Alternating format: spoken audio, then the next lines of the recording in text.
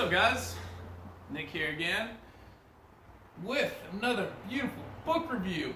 This one I feel like, maybe short, maybe sweet, may not be. I love this book. I was recently on a trip up to San Francisco, the Bay. We had some fires here in California, and I wanted to get out of LA because LA is it was smoggy and fiery at the same time. You don't want that for air quality.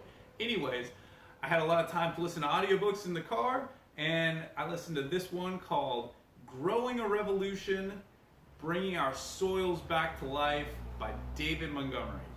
Super, super bad-assery of a book. And now you may ask, why do you want to care about soil science? Well, let me tell you. There's a lot of reasons why. One, because we live in what we call a closed organic loop, where we can only be as healthy as our soils are healthy. We can only live as much as the food that we produce. So, a lot of us, myself, not myself included, are pretty detached from the soil. While at the same time, we hear a lot of troubling kind of doomsday apocalypse accounts of, like if you're in the health community, you hear about like runoff or pesticides or, soil erosion and lessening, kind of like crops becoming, or like land becoming depleted. And personally for myself, I thought a few years ago up until about now that organic was an awesome solution. Like it would be like organic was the fix all. You buy organic stuff and like that's probably the best you can do and but David Montgomery in this book, Growing a Revolution, had a very, very good point, which was the reason why the Roman Empire fell and that civilizations of the past fell was due to the crops being, like the land being over-farmed and taxed out to where it could not produce any more food. And once there was no bread to feed the Romans, that's when the revolt started happening. So it wasn't due to their army size, it wasn't due to their social structure, rules, or whatever.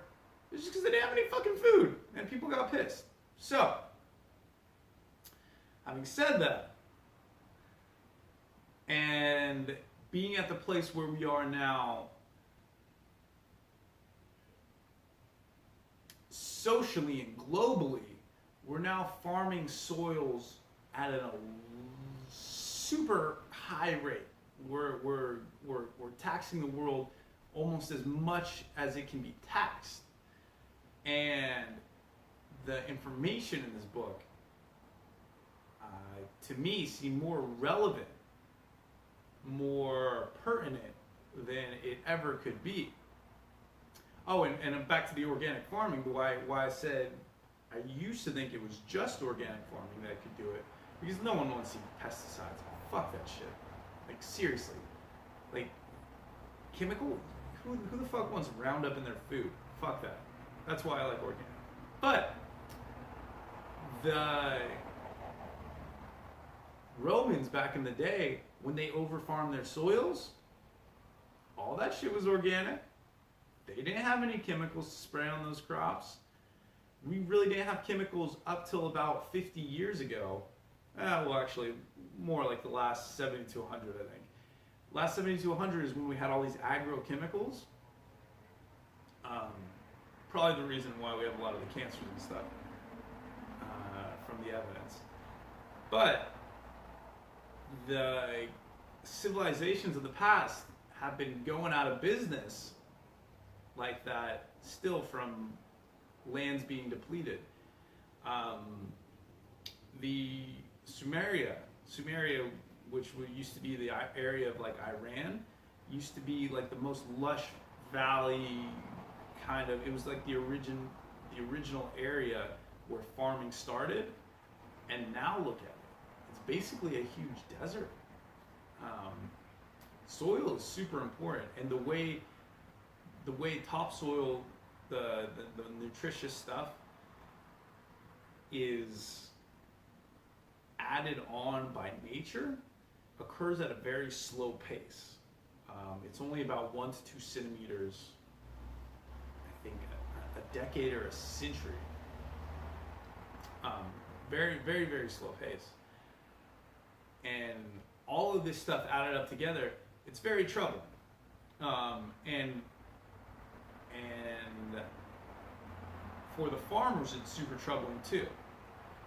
There's a whole shit ton of reasons why it's really bad for the farmers, because they spend so much money on these injections into their soil, like nitrogen, fertilizers, the pesticides to keep the plants bug-free and weed-free, when the weeds just become, herbicide or pesticide resistant, and they're spending a lot of money, and they can't sell their produce for a lot because it's it's not good looking, it's small, withered, and their soils are shit, the biodiversity's shit. It's very troubling for the farmers and for the people who eat the food, and for everyone in general, because food is an everybody problem. So, in an effort to not make this book presentation an hour long, I'm going to try to condense this down mentally.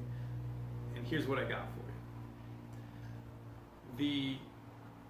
The agrochemical industry is coupled with the subsidies for farming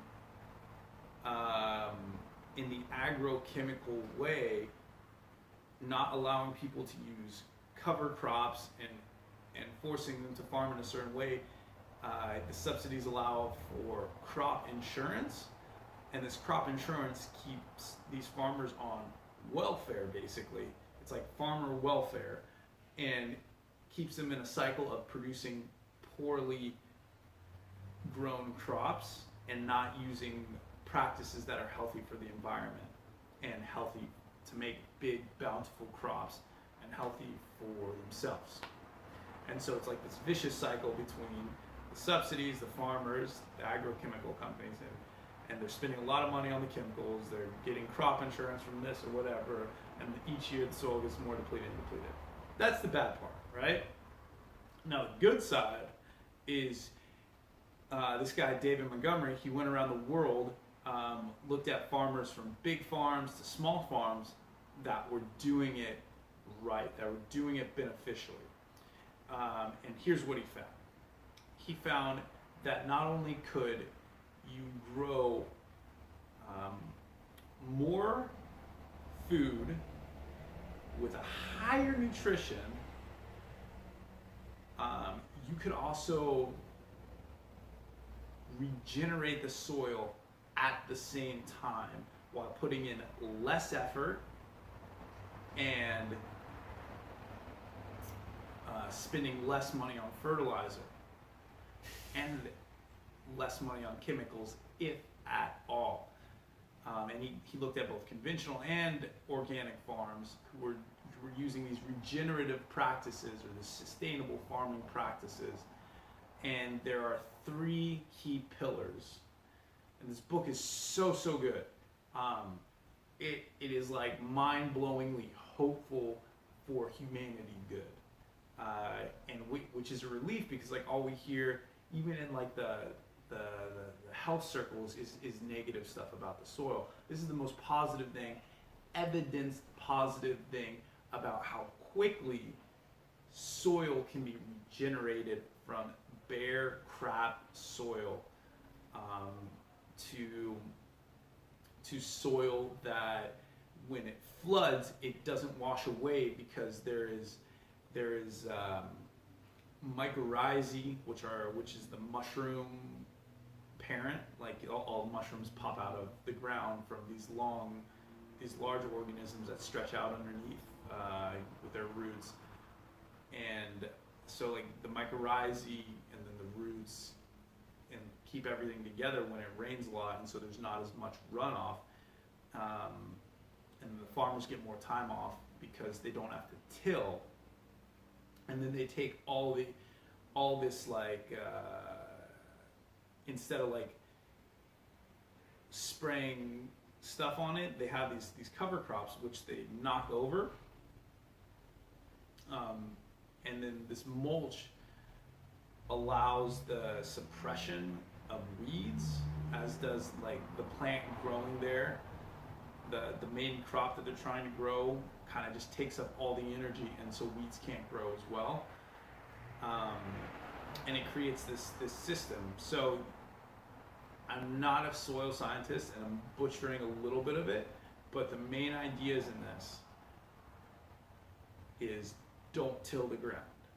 The ground needs to be left untilled, and you insert the seeds without tilling it, so the crop, the plant can grow, but also the mycorrhizae around it can grow as well, and this fungus has a symbiotic relationship with the plants, and it nurtures them, and the plants trade sugars for different minerals and nutrients that the fungus will break down from the rocks and make it more available.